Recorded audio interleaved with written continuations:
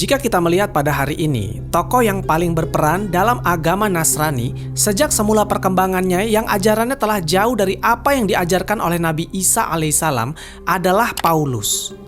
Bahkan apa yang dinamakan agama Masehi atau Nasrani akan lebih tepat jika dinamakan Paulisme atau agama Paulus. Paulus telah melakukan perannya dengan baik dalam agama ini, sehingga bisa memasukkan semua ajarannya yang bersumber dari surat-suratnya ke dalam bagian dari fatwa dalam ajaran agama Nasrani. Dan sekarang semuanya terwujud. Semua doktrin-doktrin yang dipakai oleh agama Nasrani telah menggunakan doktrin dari Paulus. Seperti apakah doktrin dari Paulus itu? Dan siapakah Paulus?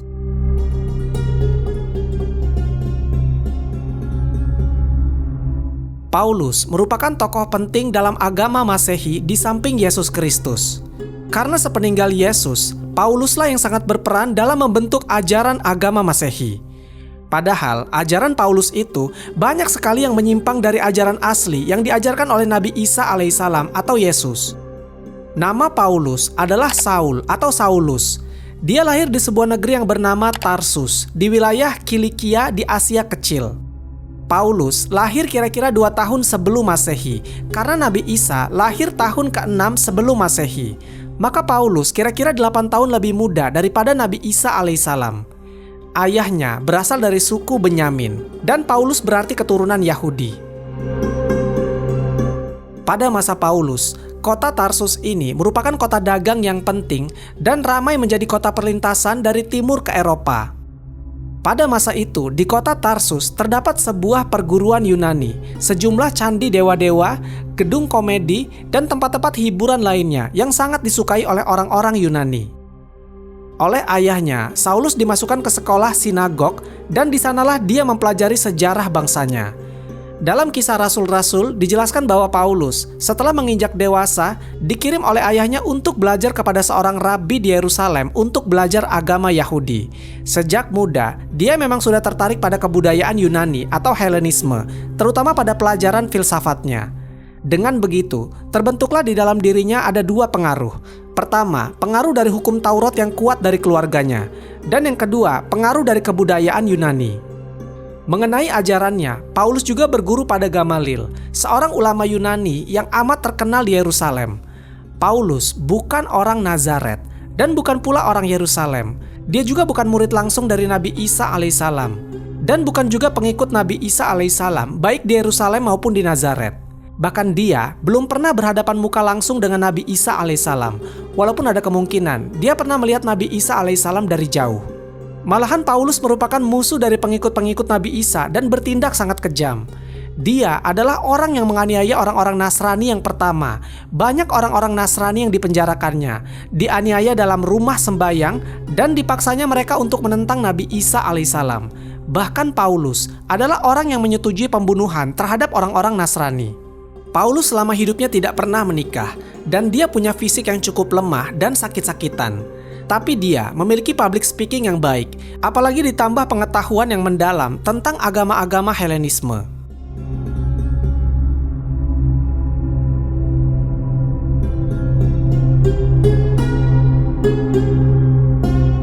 Mengenai masuknya Paulus ke dalam agama Nasrani, Lukas berkata, "Waktu Saul atau Paulus berada di dekat kota Damaskus, tiba-tiba memancar di sekitarnya cahaya dari langit turun ke bumi. Dan dia mendengar suara itu berkata kepadanya, 'Saul, Saul, apakah sebabnya engkau aniaya aku?' Maka sahutnya, 'Siapakah engkau, Tuhan?' Maka cahaya itu berkata, 'Akulah Yesus yang engkau aniayakan.' Ia berkata dengan gemetar dan kagum, 'Hai Tuhan, apakah yang akan engkau perbuat?' Maka Tuhan berkata kepadanya, 'Bangunlah dan berpeganglah pada agama Masehi.'" Lukas berkata pada akhir ceritanya sebuah kata yang berarti yang mengubah muka sejarah itu. Semenjak itu, ia menyebarkan di dalam pergaulannya tentang Al-Masih dan mengajarkan bahwa Al-Masih anak Tuhan. Tetapi di samping cerita dari Lukas ini, banyak penyelidik berpendapat bahwa permusuhan antara Paulus terhadap agama Nasrani jelas mendesaknya dan menyebabkan masuknya ia ke dalam agama tersebut. Kemudian, Paulus memeranginya dengan senjata, yaitu senjata yang meruntuhkan dari dalam dengan merusak lambang-lambang dan menghapus corak-corak agama tersebut. Dia memasuki agama ini pada lehernya, hanyalah untuk dipergunakan sebagai senjata penikam. Dengan kecerdikannya, Paulus telah banyak merubah segala ajaran umat Nasrani yang kemudian menjadi agama yang jelas bertentangan dengan ajaran yang disampaikan oleh Nabi Isa alaihissalam. Perbuatan yang semacam ini banyak sekali terjadi dalam sejarah agama-agama yang lain. Bahkan di dalam Islam pun, kejadian seperti ini pernah terjadi juga ketika pada masa Abdullah bin Saba. Dia mengembangkan ajaran perintisan Tuhan pada diri Sayyidina Ali yang akan menjadi inti dalam kepercayaan Syiah. Namun pikiran-pikiran Abdullah bin Saba tidak dapat hidup dan tumbuh seperti hidup dan tumbuhnya pikiran Paulus. Karena Al-Quran dihafalkan dan ditulis, dan Al-Quran itu adalah penjaga yang sebaik-baiknya bagi agama Islam. Akan berbeda ceritanya dengan Alkitab atau Injil, ketika Yesus yang telah hilang dalam pergolakan. Oleh karena itu, tidak ada lagi yang melindungi agama Masehi dari pukulan-pukulan yang kejam yang ditujukan kepadanya oleh musuh-musuhnya dari dalam dan dari luar. Oleh karena itu pula, robohlah agama Masehi Yesus, dan berdirilah di atas reruntuhan itu agama Masehi Paulus.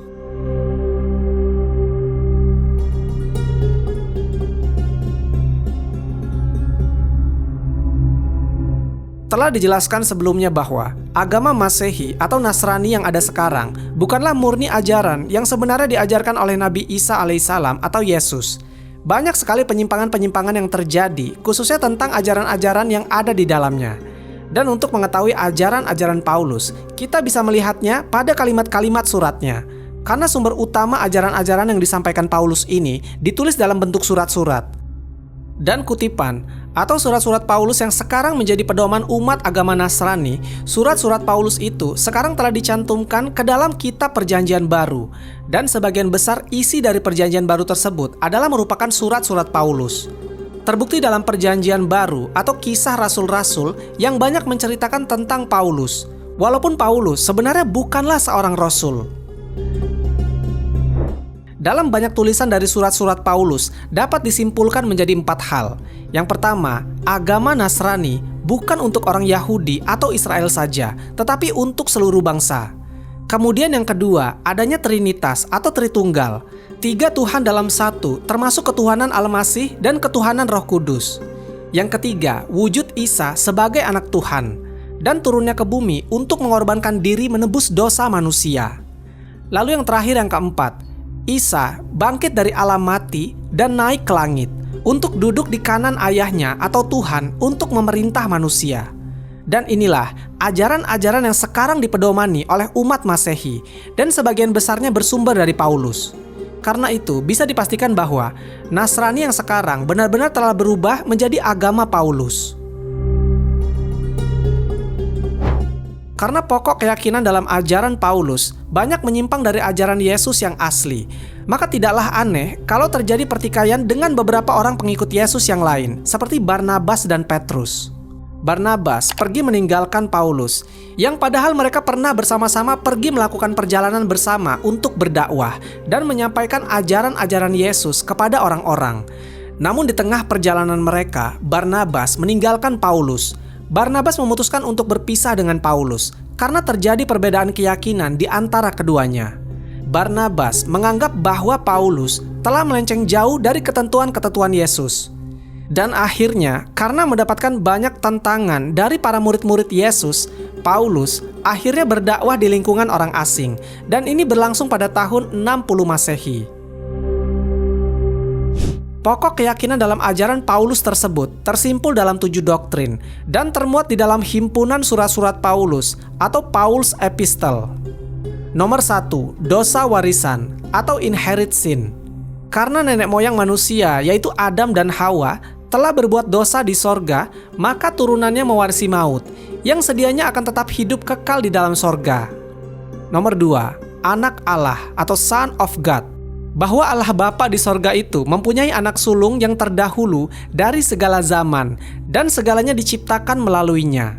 Kemudian nomor 3, adanya inkarnasi, yang artinya anak sulung Allah yang terdahulu dari segala zaman itu telah menjelmakan dirinya di muka bumi melalui benih Daud, yaitu Yesus Kristus. Nomor 4, penyalipan, atau crucifixion, bahwa anak sulung Allah yang menjelma di muka bumi melalui benih Daud itu telah menyerahkan dirinya untuk disalib. Kemudian nomor 5, penebusan atau redemption. Nabi Isa, anak sulung Allah yang mati di atas tiang salib itu untuk menebus maut yang diwarisi manusia semenjak Adam.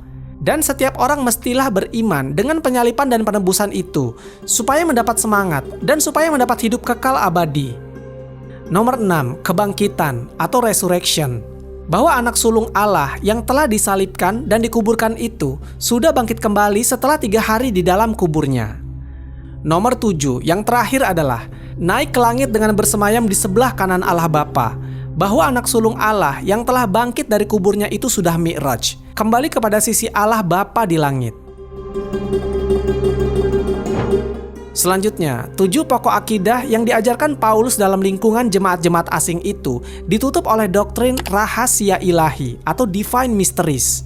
Bahwa sekaliannya itu adalah rahasia ilahi yang tidak bisa diselidiki dan ditilik oleh akal, akan tetapi cuma harus diimani dan dipercaya dan diyakini sepenuh hati.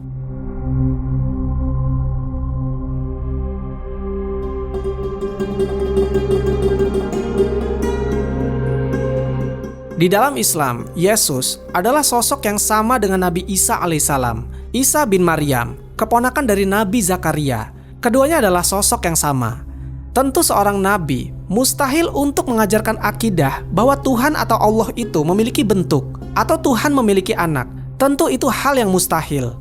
Dan jika dilihat dari sudut pandang yang lain, jika Tuhan adalah Maha Perkasa, maka ketika Yesus menciptakan sebuah batu besar dan Dia tidak bisa mengangkatnya, maka lunturlah sifat Maha Perkasa yang seharusnya ada pada sifat-sifat Tuhan. Dan ini menjadi paradoks. Kalau Tuhan Maha Perkasa, maka kenapa Dia tidak bisa mengangkat sebuah batu? Kira-kira seperti itu logikanya.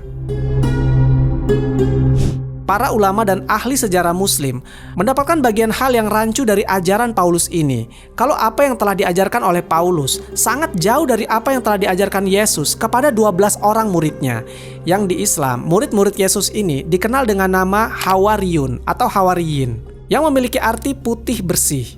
Makanya mereka bersih dari dosa, dan ke-12 orang ini merupakan sahabat setia dari Nabi Isa alaihissalam atau Yesus dengan persahabatan yang sangat tulus. Menurut para ulama barat, ada 7 macam ajaran Paulus yang menyalahi ajaran Nabi Isa alaihissalam atau Yesus, tetapi tetap dipegang teguh dalam agama Masehi atau Nasrani. Yang pertama, Nabi Isa selalu mementingkan dalam khutbah-khutbahnya akan kedatangannya kerajaan Allah yang akan datang.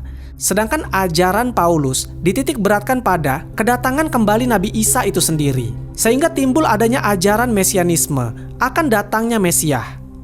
Yang kedua, Nabi Isa alaihissalam tidak pernah membicarakan tentang adanya dosa warisan, sedangkan Paulus telah mengajarkan kepada orang-orang bahwa ada yang namanya dosa warisan.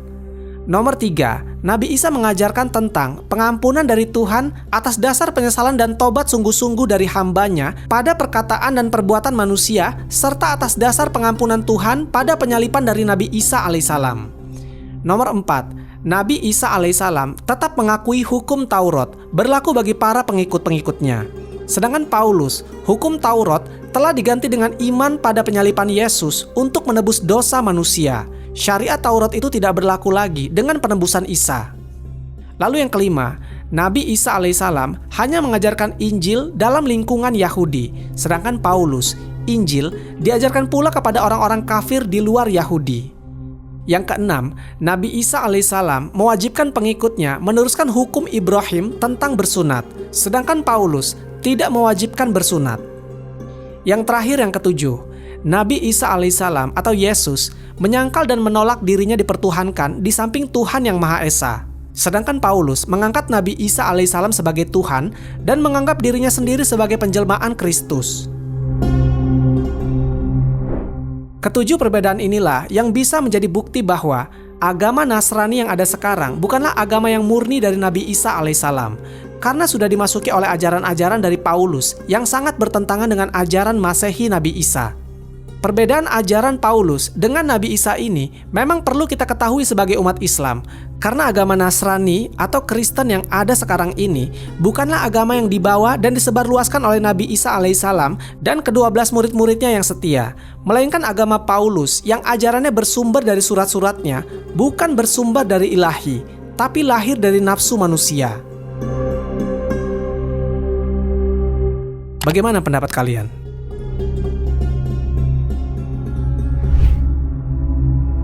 Wallahu a'lam bishawab. Semoga kisah ini bermanfaat. Lebih dan kurangnya mohon dimaafkan. Yang benar datangnya dari Allah Subhanahu wa taala. Khilaf atau keliru itu datangnya dari saya pribadi sebagai manusia biasa. Sampai ketemu di kisah-kisah seru yang penuh makna selanjutnya. Saya akhiri. Wassalamualaikum warahmatullahi wabarakatuh.